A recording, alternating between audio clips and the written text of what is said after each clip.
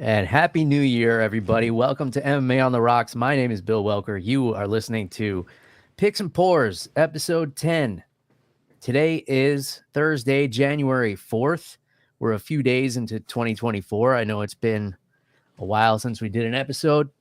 It's been Now, a week. usually on this episode, we pick upcoming fights, but there's still no upcoming fights because we're in the biggest UFC drought in recent memory. So we're going to pick some of our favorite things from 2023 and make some predictions for 2024. I am joined from all the way across town by Matt the Mechanic.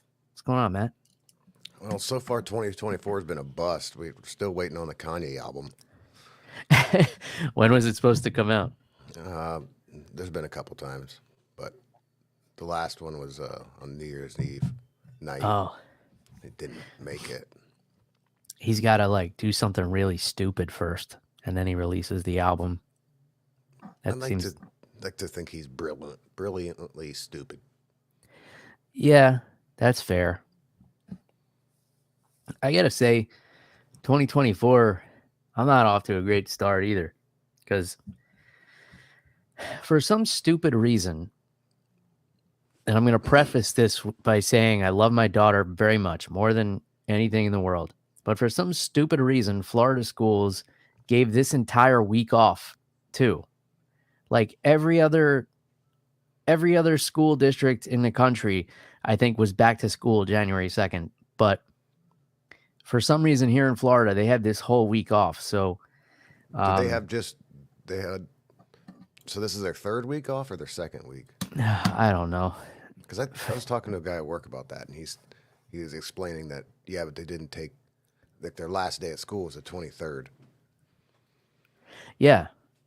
Yeah, so that's a normal break. It's just kind of a week shifted back from what I remember. I don't know. Yeah. Yeah. It was definitely 2 weeks, though. Yeah, I guess so. But I don't remember ever it going past New Year's. Like usually you're off New Year's Day and then it's back to school. Yeah, I think that the way it should be to help the parents out, but I think the way it lined up this year, they had to get their 2 weeks in, and this is what they did. Yeah, I guess so. Because Christmas fell on, what was it, a Monday? Yeah, Monday, New Year's Day, and Christmas Day, Mondays. Yeah. So I guess that's what it was. But been a lot of juggling with that. And then my washing machine crapped out. The motor shot on it. So I spent all morning tinkering around with that thing. And basically wound up giving up and calling a repair guy after 4 hours in of trying to diagnose this thing. What's it not doing? Spinning? It spins, but it's making like a grinding noise, and then sometimes it'll shut off and an error message pops up. And I looked up the error code, and it says that it's the motor's locked out. And there was a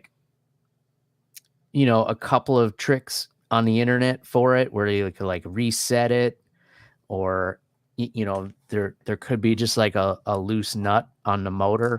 So I had it flipped upside down and checked everything. Everything was still tight. So I think the motor is just dying.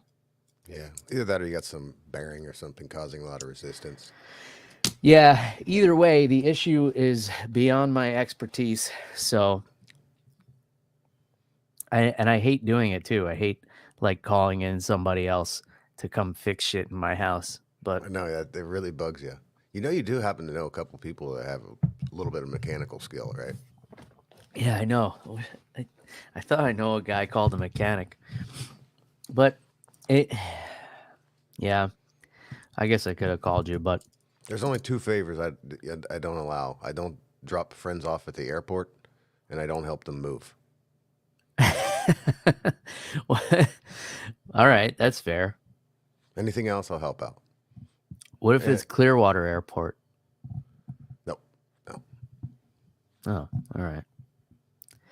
Well, I would pick your daughter, like if your daughter or your wife, or I just don't think grown men need to pick each other up at the airport. oh, okay. There's plenty of ways to figure it out. That's fair. Anyway, let's get to some picks. Yeah. So you put together some categories, and we don't know each other's answers. So we might end up with some doubles here. And we didn't go the typical route of like knockout of the year, fighter of the year, because you didn't want to talk about Bryce Mitchell's knockout. Well, you can. There's still opportunities to talk about it. No, I like the idea of taking the road less traveled and not doing like the same old awards everybody else does. Yeah, it's. I mean, we are gonna pick the fighter of the year. That's what everyone does, and but I think that's an important one. But yeah, everyone has made their picks. Yeah. I just wanted to talk about what we're looking forward to, basically. Yeah, and that's a good thing too. That's something different.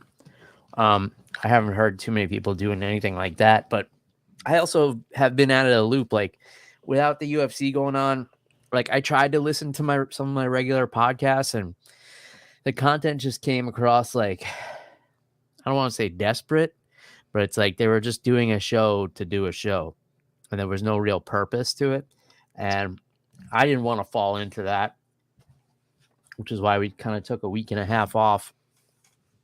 Like I don't want to make content just for the sake of it. Like want to actually have something to talk about. So where you want to start, Bill? I'll let you lead the dance on this one. You give me the category, and then I'll go first. So then if you have the same thing as me, it looks like you copied me. Okay. Well, we're going to start with the big one. It's Fighter of the Year, 2023. Okay. So I heard a few different picks for this one.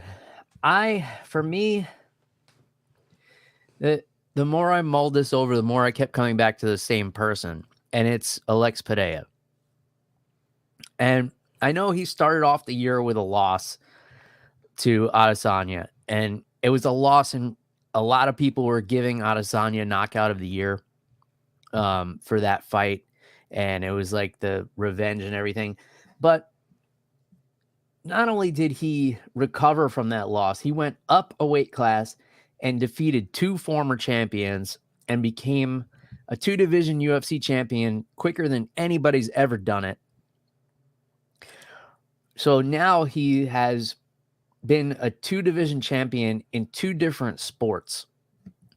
So the fact that he accomplished that this year and put himself in a higher echelon of combat sports athletes, that's what makes me want to give him fighter of the year. I mean, the guy has only 11 MMA fights, and he's already a two-division champion in the UFC. It makes you wonder, like, what could have happened if he had started MMA sooner. But, you know, the performance against Jan Blachowicz was a little lackluster, but then knocking out Yuri Prohaska, who is, you know, one of the most dangerous light heavyweights out there, just a scary ass dude. So yeah, that accomplishment, bouncing back from the knockout loss earlier in the year, and then coming back and beating two former champions to become a champ in two different sports. For me, that's a big enough accomplishment to be my 2023 fighter of the year. I can't really argue with that. I mean, I guess I might just use some different metrics or ways to pick it. I mean, I think there's a couple fighters this year that anybody could win this, and you'd be like, well, that makes sense. For my pick, I'm going with Sean Strickland. Fought 3 times.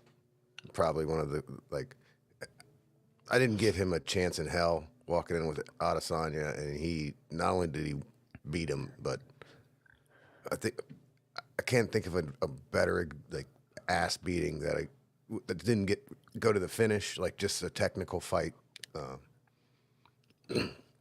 He's an inspirational guy. I don't know. Hats off to him this year. Yeah, I mean, I think nobody gave him a chance in hell against Izzy, and he dominated him. Like he damn near made it look easy. So yeah, I like that pick. I mean, he's just a guy too that you have like low expectations for. Like you just do because of the way he carries himself. And the guy's a really intelligent fighter. You know, he kind of throws you off with like all his crazy antics and the wild shit he says, but he really is focused and disciplined and serious about this, and that's why he was able to become champion. Um, so yeah, I can't argue with that pick either. I mean, at the end of the day, it's like it's just whatever means the most to you. Yeah. You know, like it's whatever impresses you the most.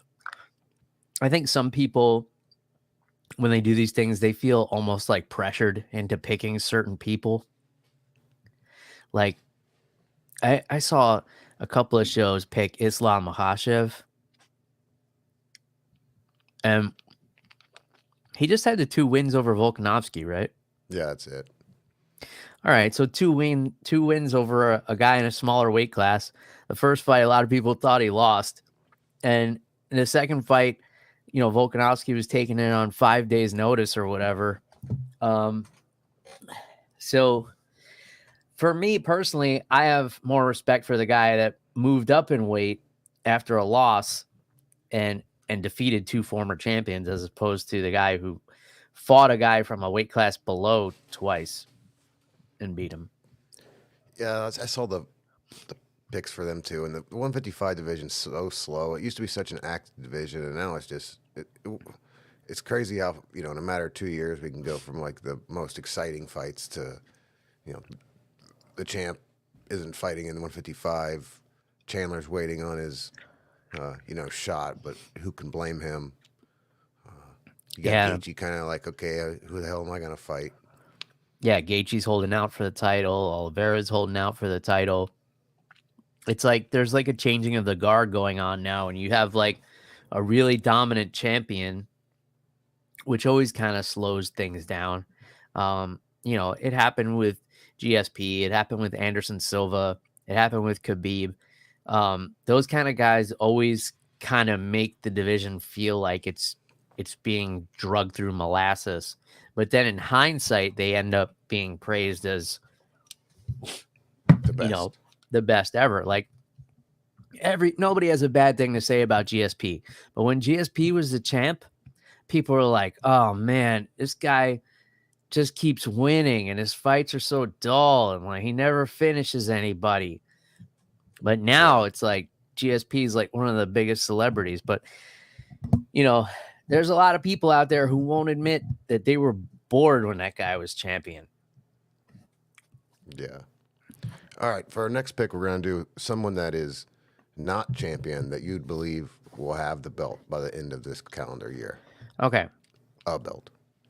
So I looked over the rankings in each division, and look, anybody can lose. A lot of titles will definitely change hands this No, year. This one's who isn't a champ that will have one. Right. I know. So Okay. I'm looking at, you know, who could rise up in each division and dethrone the champ. So I was looking at the divisions, and I had to first look at, all right, who is most likely to lose the title. And I couldn't reverse engineer it that way. So I started looking at the rankings, and thinking about, well, who can rise to the occasion and dethrone somebody. And the one I came up with that I firmly believe will come true is Tatiana Suarez. I see her becoming a champion in 2024. She's, as long as she stays healthy. She's got a fight against Amanda Lemos coming up in February, and if she gets past her, there's no reason for her to not get a title shot. I don't know if Wiley Zhang will still be the champion because she's talking about moving up in weight. She wants to fight Alexa Grasso. So I don't know if that means there's going to be an interim title. You know, if they do let her move up and Tatiana's next fight is against Amanda Lemos for an interim title, that'll be even quicker for her to get a belt around her waist. But yeah, I see no reason that if she doesn't stay healthy, that she doesn't become a champion in 2024. Yeah, and I kind of thought she might have got this shot, you know, this past year, but you know, she's a if I was in the UFC fighter female, I wouldn't want to fight this lady. No, why would you? And I think it's an interesting matchup. Her and Wiley Zhang. I don't know. I don't know why they're making her fight Amanda Lemos. Probably because she had such a long layoff, but she came back and she looked a little rusty in the first round against Jessica Andrade, but then finished her. And everybody thought like, oh well, Jessica Andrade is just done. But then she comes back and mauls Mackenzie Dern. So it's like, nope, she was just really fighting like leveled up girls. And she had 3 losses in a row, but they were two elite fighters. I mean, it was Erin Blanchfield, Wiley Zhang, who's the champion, and then Tatiana Suarez. She got finished by all 3 of them, but there's no shame in that. But yeah, for mine, yours is probably more likely than mine. I'm going with Shavkat Rakhmonov. Oop, I lose you. Sorry, I think my can you hear me? Yeah, I got you. Yeah, so my video cut out, but the audio is still there. So I heard you say that you picked Shavkat Rakhmonov. Yep, he's ranked number 3, coming off a big win over Stephen Thompson. He came up from 5. I didn't do too much research about, I don't think he has another fight. I know he takes some time in between fights, but he fought twice last year, and I think at 3 he could definitely, he has a big win on his next fight. That the second fight this year could be a title shot. And I know he's not the best personality that the UFC likes, but he's exciting. Yeah, but he might have that mystique about him that they like to push. Maybe. They kind of like that. The UFC always follows the playbook of the WWE. Like the WWE wouldn't let Brock Lesnar talk that much because it made him more mysterious, when really he was just like not that good on the microphone, I guess. Yeah. Which we saw in the UFC. It was kind of like his downfall, like shitting on sponsors and stuff. But instead of saying like he's bad at talking, Vince McMahon just played it up like, oh, monsters don't talk. So they just didn't put him on a microphone that much. But, people are into that. They're into that, like the boogeyman who doesn't say too much. It worked. It's worked historically. It worked with Fedor Emelianenko. It worked with Anderson Silva. I mean, even though Anderson could speak English, he didn't. But he still had personality, I guess. All right. So who's got a strap that's going to keep it? I'm sure there'll be several of them, but I don't know, man. Looking at the champions, like obviously anybody can lose. There's a lot of variables here. Like, what if John Jones is out the entire year and they don't strip him? A torn pec that could take him 8 months before he's back training hard. About that, because I almost picked Aspinall because I really think Aspinall's got a shot, but I don't think he'll be standing in front of him this year. Yeah, I mean, but then does that count? Because he's going into 2024 with an interim title. So no, it wouldn't count. He's not the champion now. He should be, but he's not. I don't know why. John Jones does not need a belt. John Jones can just fight whenever the fuck he wants to. He doesn't need a belt to make the mystique. I know he needs the pay-per-view points and it's a money thing, but who cares? Just pay him. Yeah. I don't know. In any case, Connor's getting points. That's true. Yeah, I mean, Connor's never gonna see a championship again. Yeah. So, all things considered, I went with Islam. I just see him out of all the champions. I see him as the safest pick. He's not gonna like stand and bang. He's not gonna take unnecessary risks. Even though he is a finisher, he's going to do what it takes to win. He's going to have a smart game plan. He's going to stick to it. And the way I kind of see his trajectory playing out, he'll probably defend the belt once, and then he wants to go up to welterweight. So if he does I've that, heard he's going to go welterweight next. that's what he wants to do. But I don't know if the promotion is going to allow him to do that. They might make him do one more fight. So if he does that and then moves up, and they don't strip him, then it's a pretty safe bet that he's still the champion in 2025. My 2025 pick is your fighter of the year, Alex Pereira. Yeah? You think he doesn't lose the belt? Well, Jamal Hill will probably have a fight with him this year if he's recovers and not in jail. He's already taken care of Yuri. There's Ankalaev, Blankowitz, and Rakic. I don't know. I think then we're talking Krylov and Walker. I mean, he's 36, right? 36. Yeah. So he's in his prime, kind of. Skilled fighter, hits like a truck. So even though I don't know if he is a smaller guy in this division, but he definitely possesses the power to stop anybody. Well, supposedly he wants to go up to heavyweight, and become the first triple champ. Huh. Well, that's a bit much, but hell, it'd be cool.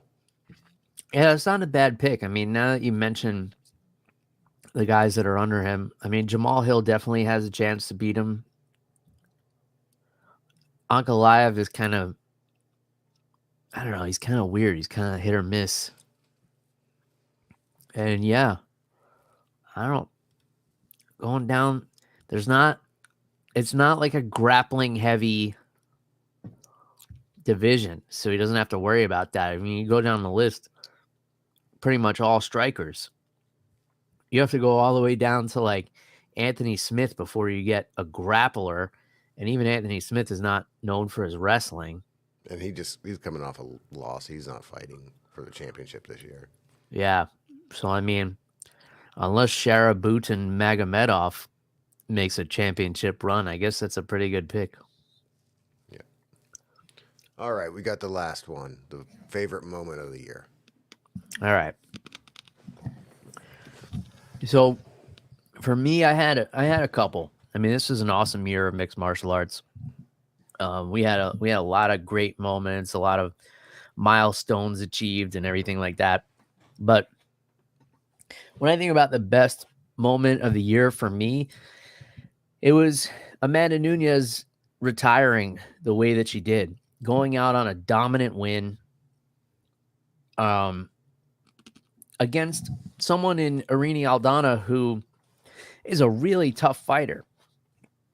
And that was proven in her last fight against Carol Rosa. A lot of people gave that fight of the year. I mean, that was an absolute dogfight. She took a lot of damage in there and kept on going. So the fact that Amanda Nunes was able to finish a fighter of that caliber or defeat a fighter of that caliber in her last fight is so impressive because, one, we rarely get to see any champions go out on top. Usually they lose the belt and then, they kind of spiral downwards, thinking they have one more in them, with the exception of like Khabib and GSP. I'm pretty sure they're the only ones that retired as champions. GSP did it twice. But because what usually happens is when you have it in your mind that you're going to retire, you just can't put the same effort, the same motivation. Even though you might really want to go out on top and really want to go out on a win, when you're done at the end of this fight camp, it's hard to put in those extra hours when you're like, I'm like half retired already. So that made it that much more impressive to me.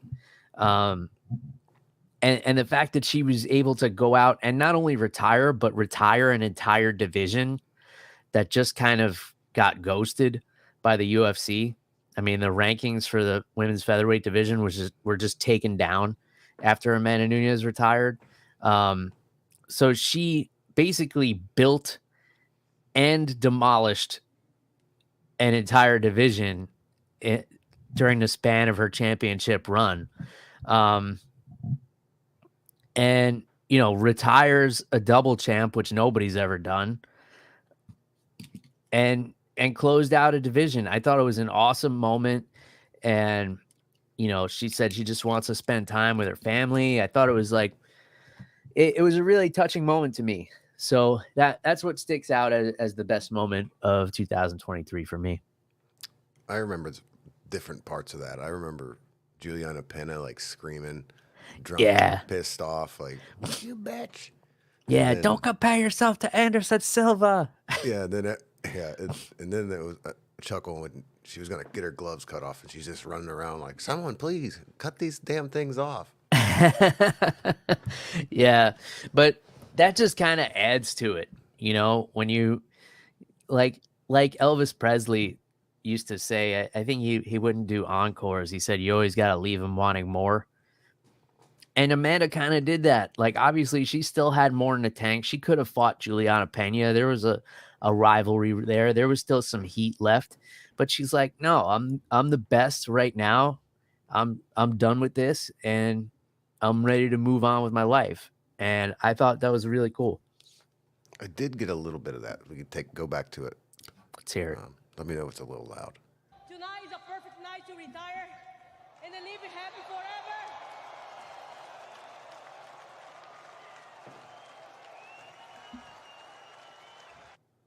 All right, mine is a little different. I went more flashy, more. I'll just hit this. Pizzazz.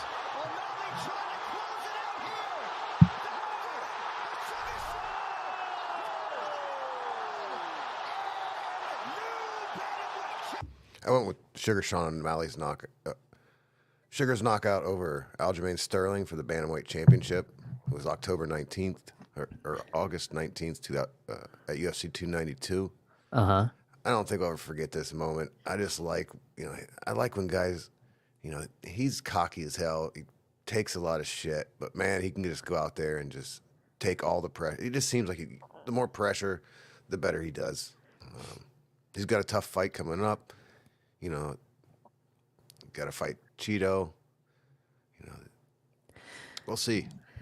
Yeah, I mean, it was definitely a cool moment in that, he was even admitting going up to and you never hear guys talk like this. He's like, yeah, if he gets me to the ground, it's pretty much over. Like, you never hear guys say shit like that, but he's got this honesty about him. And yeah, he's flamboyant, and he says some weird shit, like, talking about doing heroin while he's holding his child in his hand. Never heard that one. Yeah. I mean, he wasn't doing heroin while he was holding his child, but he was holding his child and talking about times he's done heroin. Oh, which okay. That's a little better. Yeah. It's much better. Yeah, no, he's not from Florida. Yeah. Do they still do heroin? Or is it something different now? I don't know. It's a lot of meth in these parts. Yeah.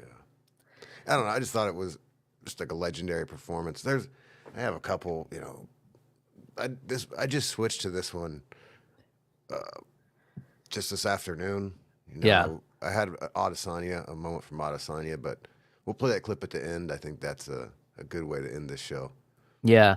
And then the other one we both kind of talked about was Korean Zombie retiring. When he walked out of the cage and the whole crowd was singing Zombie by the Cranberries, Yeah.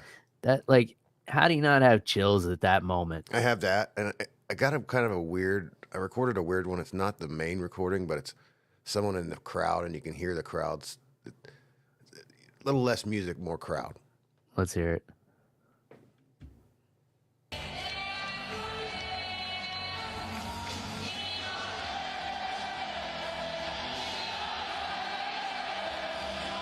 You really need a video, but that place was going crazy, and I hope to God we get Tony Ferguson gets the same treatment this year. I mean, he's got to pull it off, but it could happen. They did it. Who else did they do it to this year? Robbie Lawler. Didn't he have a really good one? Yeah, but Robbie Lawler went out on a win. Well, the fight hasn't happened yet, Bill. Yeah. Yeah, but Tony can still win.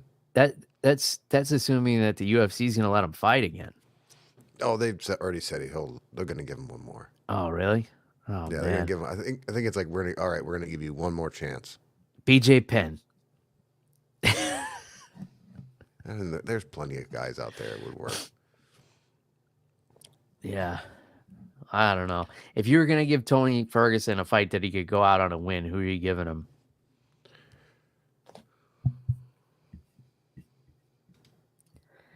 That's a tough one, huh? You weren't prepared for that. No, I wasn't.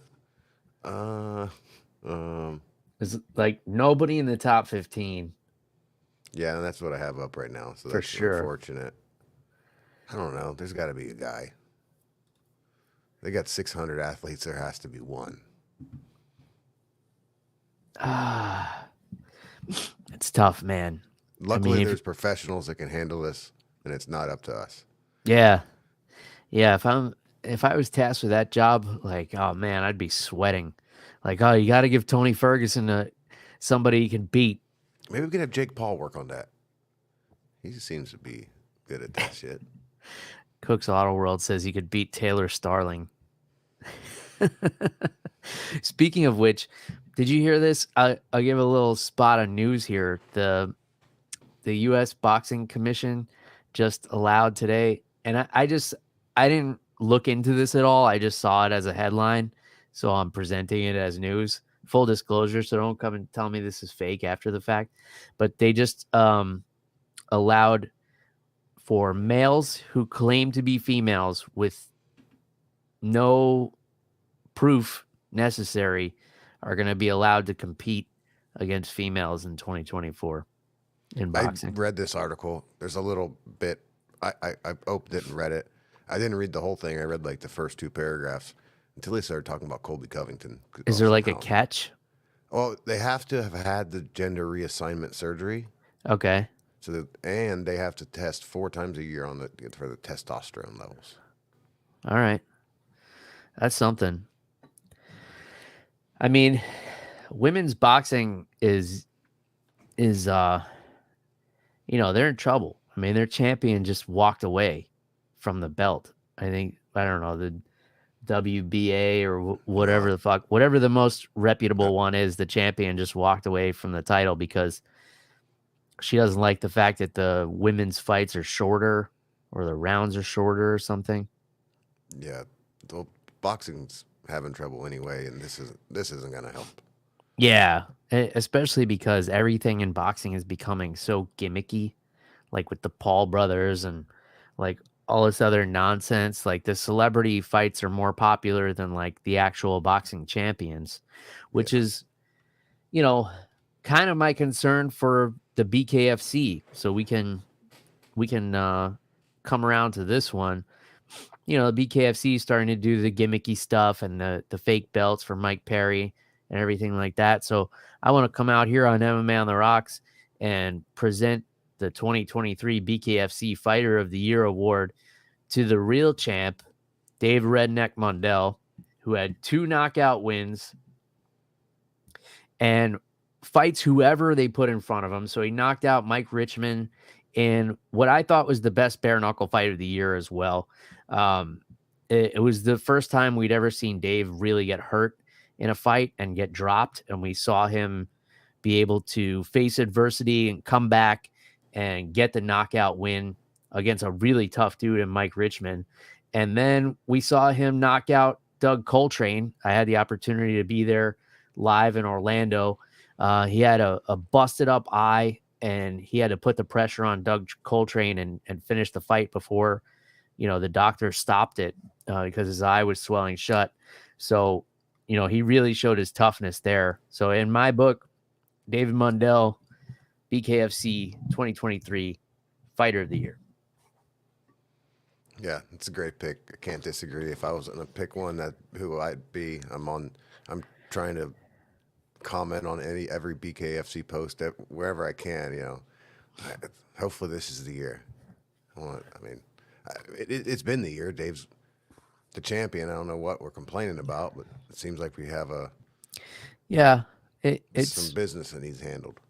Yeah, and the business is like he needs to be given a money fight opportunity. And I know he needs to build his personal brand up a little bit, and that's what the promotion is looking for.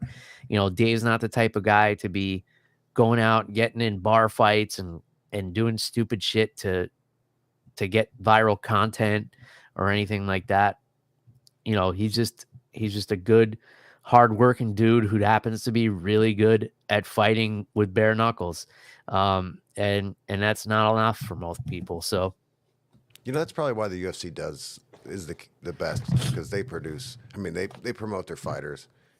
As long as you have a little bit of personality, they're going to have you in at the Performance Institute being interviewed, and yeah, and they give PR training as well. And nothing against BKFC, it's still a new sport. They're just not at the level where they can be providing training for these guys and telling them how they should be marketing themselves and creating their own content. And we see it all the time in the UFC. We see guys getting opportunities who, they're, let's say, jumping the line because they happen to be more popular. Sean O'Malley, who we were talking about earlier, was he really in the position ahead of all those other guys to be getting a title shot? Like, probably not, but people wanted to see it because they want to see him fight. And, he was able to rise to the occasion. yeah. But the difference between those two situations is that Sean, his only goal was the belt and went for it and got it. And it seems like Mike Perry doesn't give a shit about this belt. That's true. Yeah, it's two different things. And BKFC is still growing. Hopefully they're able to bring in some more big names, and hopefully some of those guys really want to test themselves and they don't just want to get on a big platform and get a big payday. They really want to get in there and fight the best, and that means a big money fight for the redneck. All right, shall we close out and talk a little bit of whiskey? In MMA, I said there's a big rumor going around. Well, Masvidal did say he unretired, but the rumor is that he's going to box Nate Diaz in late February. Interesting. Yeah, I did see that he tweeted that, or what do you say, X'd it? What's Unretired. No, but like when it used to be Twitter, now it's X. So you used to say he tweeted, but what do you say now? He I don't know. X'd I've it? never tweeted or X'd or anything. Well, what used to be Twitter, he said on there, unretired. The app formerly known as Twitter.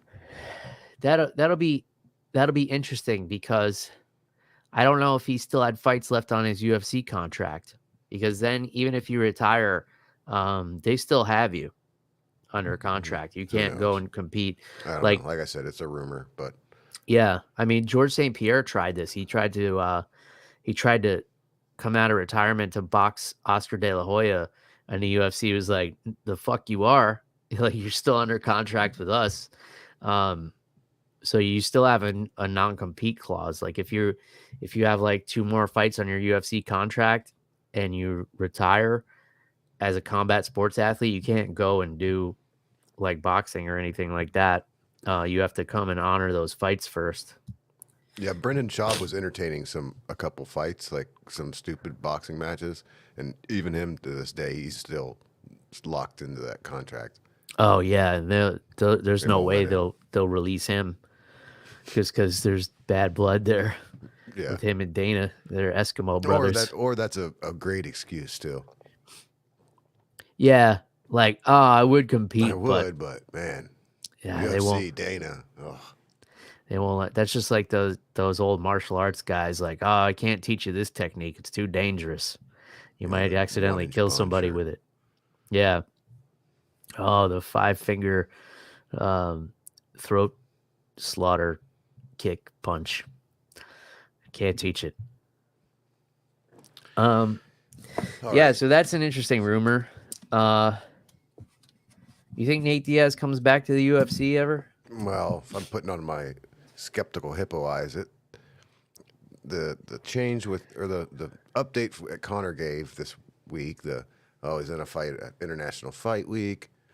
He's going to fight at 185. He's fighting Chandler. I don't know. I think Bot Nate makes a return to the UFC. I think it's obvious that's a way bigger fight for the UFC 300, right? Diaz McGregor. Yeah. Yeah, that would be a huge one. I mean, they don't have a marquee fight yet. I don't think there is a bigger fight, is there?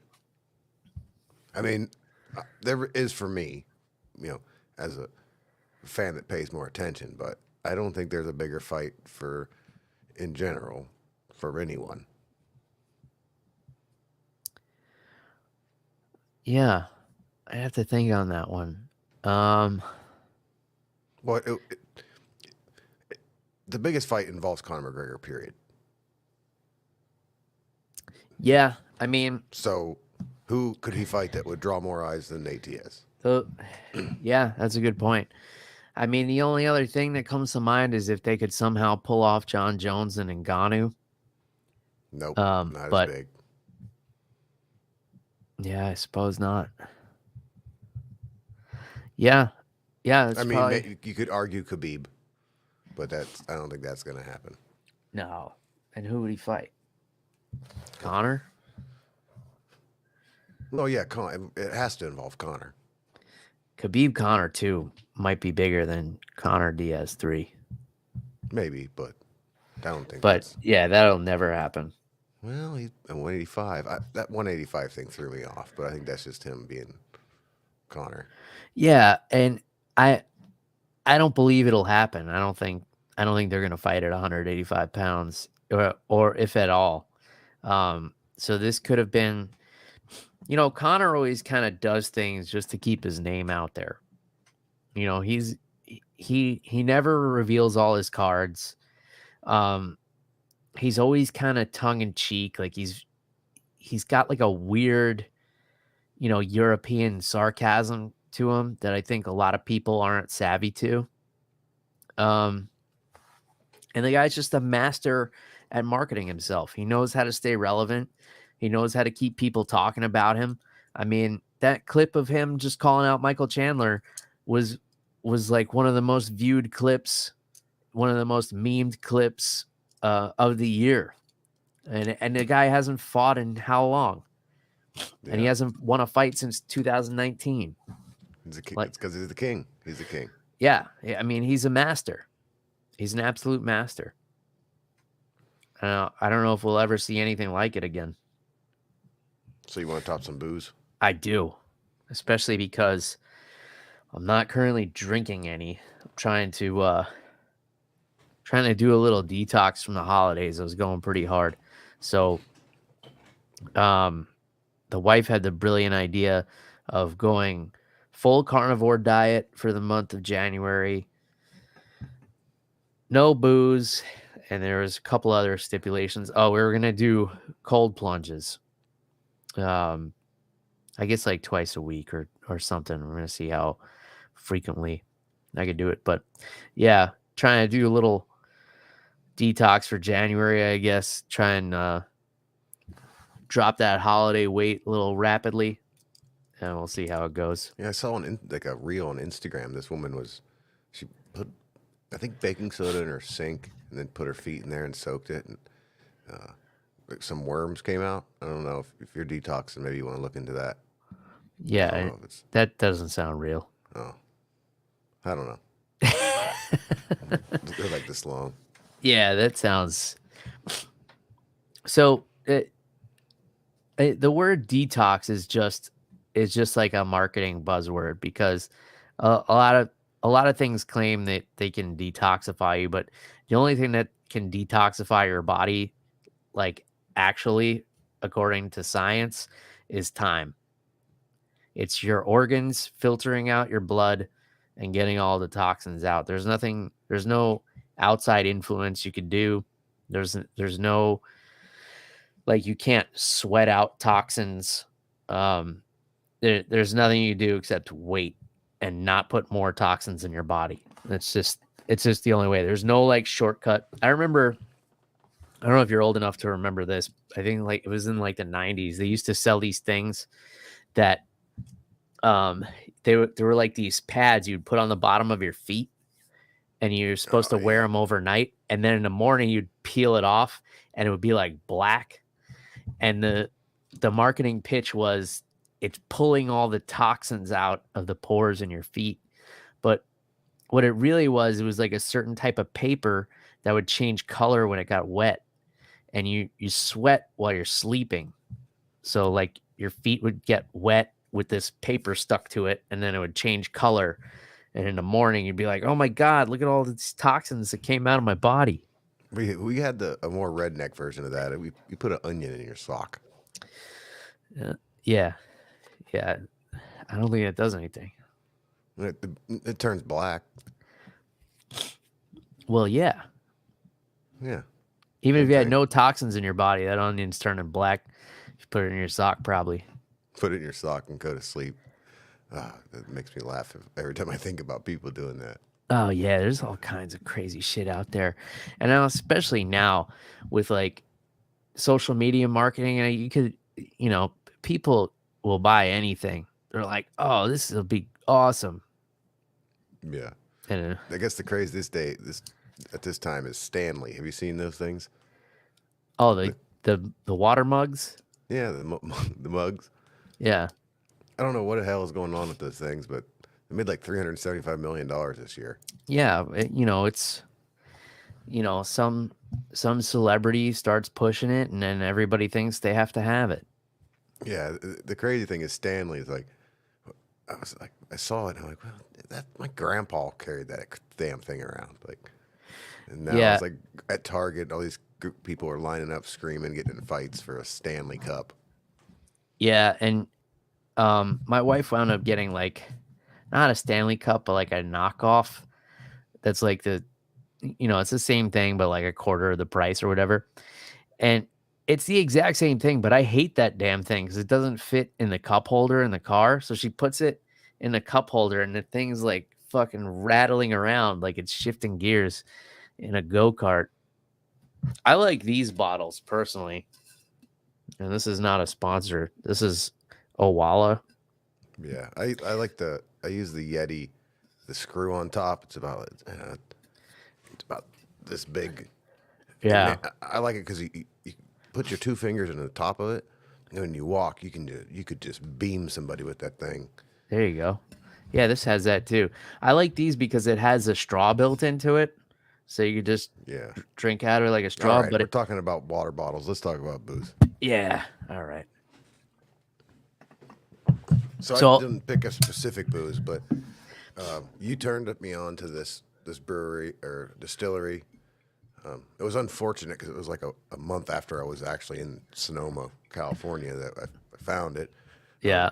They must not have much love there because I have an uncle that lives there, and I showed him. He's like, I never heard of it. I don't know, but I sure enjoy it. I usually get the bourbon, but this one I picked up the blend. The blend. I'll probably keep going back to the bourbon, but it's not terrible. I like the bottle shape.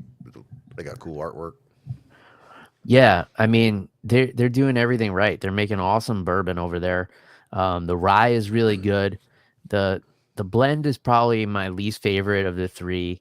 The only thing I was disappointed in, I hunted down the 100 proof, the Great Grizzly or something, and I had such high expectations for that one, and that one was kind of a dud. But yeah, the Redwood Empire Pipe Dream bourbon was my go-to like all summer. I don't even know how many bottles of that I went through. Probably a month off of drinking is not even going to detoxify all of the Redwood Empire I drank, but cut some onions up. Yeah, that's it. Let's try it. It'd be fun because even if you could to see if you can convince your wife to do it. I probably could. As long as like we just got to get some influencer to talk about it, like we'll find one on Cameo. Gary Brecka or one of those guys. There's got to be an influencer on Cameo. That's what we should do. Get an influencer to do a video about the onion thing on Cameo. and Yeah. just see if we could push it out there, just to see if we can make it go viral, Yeah. just to see if people start doing it. Um, so my whiskey of the year, and again, this is not whiskey that came out this year, but just whiskey that was new to me this year, um, is Millam and Green Triple Cask Bourbon. So the story behind this one is apparently the bourbons, it's a blend of bourbons, which I usually don't like blends. I usually lean towards single barrels. But the three different bourbons were aged in three different states, and then they blend them all together to make this triple cask. And it's just like so drinkable, so oaky, has such a familiar bourbon flavor, but had just enough of a different twist to make it stand out. Um, and everybody I introduced it to loved it as well. So if you had asked me in the summer, I probably would have gone with the Redwood Empire Pipe Dream, and that one is definitely still ranked really high for me in 2023. But yeah, once the fall hit, and I brought this bottle to the BKFC in Orlando as well. Okay. Yeah, this one's good. And we crushed it in a weekend between, I think, three of us. So yeah, 2023 whiskey of the year for me was the Millam and Green Triple Cask blended bourbon whiskey. What's the price on that? So it's typically in the $50 range, but Lukens has had it on sale for $40 for the longest time. I'm not sure if it still is. If it is, I gotta get over there and get another one because I just finished the last bottle. For $40, it's an awesome bottle. For 50, it's like, yeah, I'd still get it, but well, don't worry. All the things we're talking about now will be $100 next December, and you'll be telling us about a bunch of new stuff. yeah, I know. I shouldn't even talk about this stuff because then it becomes hard to find.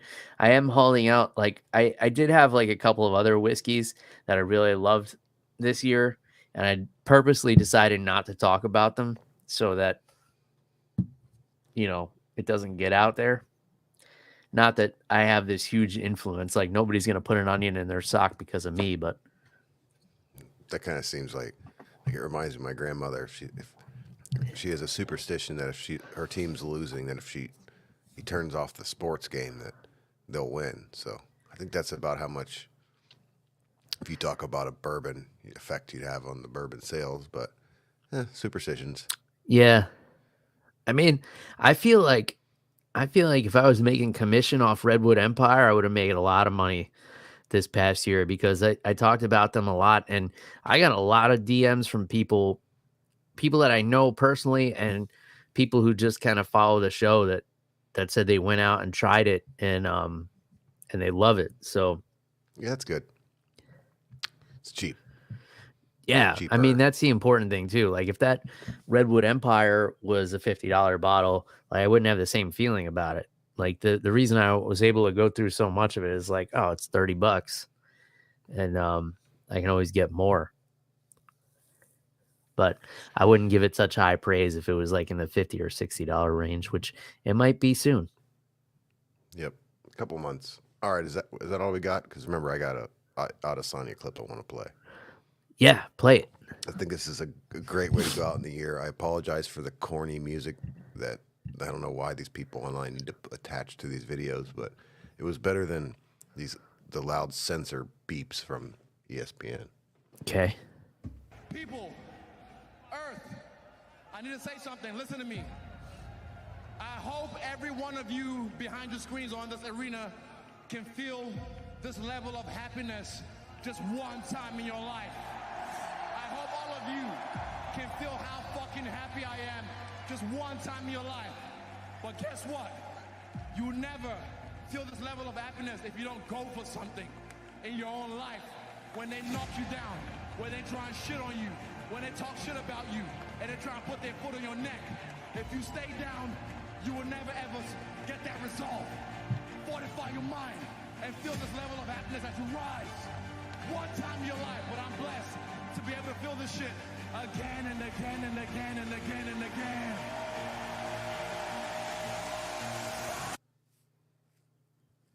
Man, that was cool. Yeah, that's an awesome moment. And a good message to start the year. That's how we're going to start the year. We got some fights next week. Yeah, so we'll be back next week to do picks for that, right? Yep. And then, And I think the following week is the Sean Strickland fight. all right, yeah, so we'll have some fun. Maybe I'll try and get on and do an episode this weekend. It's gonna be a busy weekend for me. I made my daughter's birthday party. She turns 6 years old on the 12th of January, which is hard to believe. Time is flying by. It's like the other day I brought this little baby home, and now I have this tiny, like, adult walking around my house that like has conversations and has actual thoughts and opinions and things like that. So that'll be a lot of fun. We're celebrating her birthday this weekend, and then her actual birthday is the following week. So that'll definitely fill the void of no UFC. And what's the longest drought, it seems like, in recent memory? I mean, I know you haven't been a fan this long, but I remember the days when we got like one card every 3 months. Yeah. And in the meantime, you had to like either scour the dark web or like rent DVDs from Blockbuster, because I would just, rent the DVDs and try and catch up on old fights. And then the Ultimate Fighter came around and everything changed from then. And now we've really been spoiled with, even this 3 weeks it's been crazy. I'm listening to podcasts about explorers in Antarctica. I'm playing board games on Saturday night. I'm running out of things to do, Bill.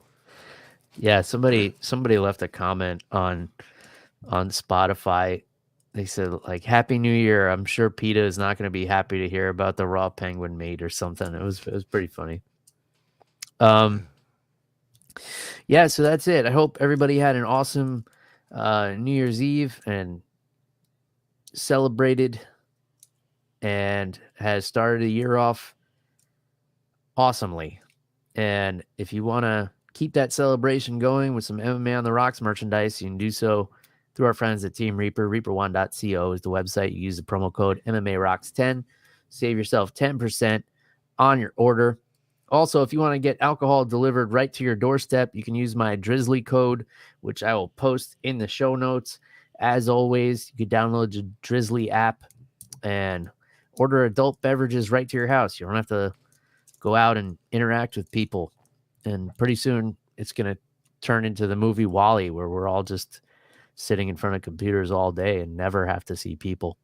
But in any case, modern convenience, take advantage of it.